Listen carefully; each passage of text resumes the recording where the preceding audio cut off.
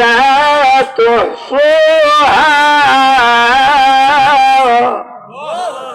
আল্লাহ বলেন আমার নিয়ামত যদি তোমরা গণনা করতে থাকো, আমার নিয়ামত যদি তোমরা বর্ণনা করতে থাকো, লিখতে থাকো, আল্লাহ বলেন কলমের কালি শেষ হয়ে যাবে, হাতা শেষ হয়ে যাবে, কিন্তু আল্লাহর নিয়ামতের বর্ণনা গণনা করা কখনো শেষ হবে না। শেষ হবে?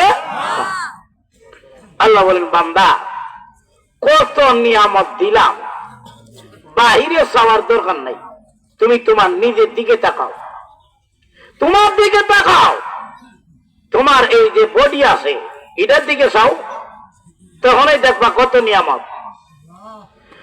وفي أنفسكم أفلا تبصرون